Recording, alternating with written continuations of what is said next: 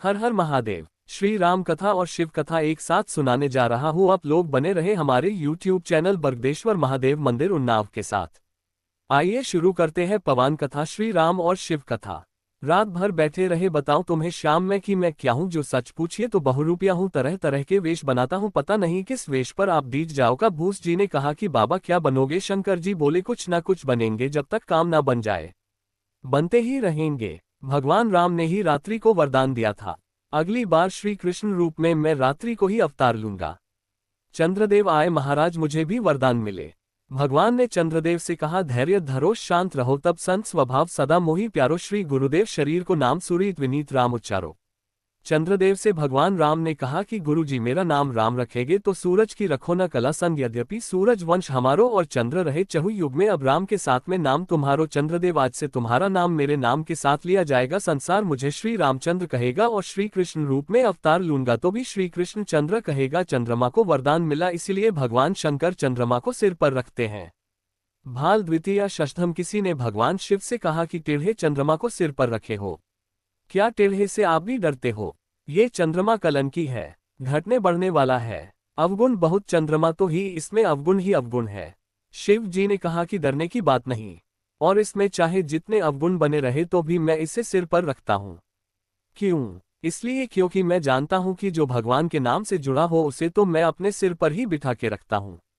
वरदान मिला, गुरुदेव पधारे। गुरुदेव ने नामकरण किया, श्री राम, श्री भरत, श्री लक्ष्मण, श्री शत्रुघ्न, चारों कुमारों का नामकरण संस्कार हुआ। अब देवता आते हैं बार बार दर्शन करने के लिए, दर्शन के लिए आते हैं, सब लोग दर्शन करते हैं, अवधवासी दर्शन करते हैं। आहा, श्री अवध की माताएं दर्शन करने जाती हैं। भगवान का वृंद वृंद मिल चली लुगाई, समूह के समूह ईश्वर की ओर जा रहे हैं। अगर चाल में मेल हो तो समूह के समूह भी ईश्वर की ओर उन्मुख हो सकते हैं। मिल चली पर किस श्रृंगार पर भगवान रीझते हैं? सहज श्रृंगार किए उठे धाई, सहजता के श्रृंगार पर भगवान प्रसन्न होते हैं। आरती करती है मानो ज्ञान का दीपक, परमात्मा का दर्शन करके धन्य हो गया। न्योछावरी करे ही कर्म का फल, ईश्वर पर न्योछावर हो गया। धन मिलता है, भाग्य से भाग्य बनता है, कर्म से धन है, कर्म का फल प्रधानता भक्ति की थी। बार बार शिशु चरणन पर आनंद ही आनंद, अयोध्या में भगवान शंकर से नहीं रहा जा रहा है। जन्मदिन में तो होकर आ गए थे, लेकिन अब सोचते हैं। श्री पार्वती जी से कहा कि हे देवी मैं भी गया था अयोध्या, तो बाबा आप पहचान लिए गए होंगे, अकेले गए थे? नहीं, मैं अपना एक चेला साथ में ले गया था। अच्छा चेला कौन? बोले का सुनी। अरे अरे, तब तो पहचान लिए गए होंगे। नहीं नहीं, दोनों ने अपना अपना वेश बदल लिया था। भगवान शिव कहते हैं हम काकसुंडी के साथ गए श्री अवध में, हम दोनों ने अपना अपना वेश छिपा लिया, मनुष्य रूप में थे। का भूस जी ने कहा कि बाबा क्या बनोगे? शंकर जी बोले कुछ ना कुछ बनेंगे, जब जब तक काम ना बन जाए बनते ही रहेंगे, भगवान राम का दर्शन हो जाए। अच्छा ठीक है, तो दर्शन के लिए उपाय क्या सोचा? शंकर जी बोले जादूगर बनते हैं, और जादूगर के साथ एक जमुना होता है, तो तुम तो हो ही हमारे साथ, और जादूगर बनने में इसलिए सुविधा रहेगी क्योंकि जादूगरों के पास जो सामान होता है उसमें से आधे से ज्यादा तो शंकर जी के पास हमेशा रहता है। श्री कागभूस जी बोले ये ठीक रहेगा, अब शंकर भगवान बने। जादूगर का भूषण जी ने प्रचार शुरू किया। श्री अवध में पहली बार, धरती पर पहली बार ऐसा अद्भुत खेल दिखाने वाले जादूगर आए हैं। मेरे भोले बाबा को अनासम बालकों की भीड़ लग गई।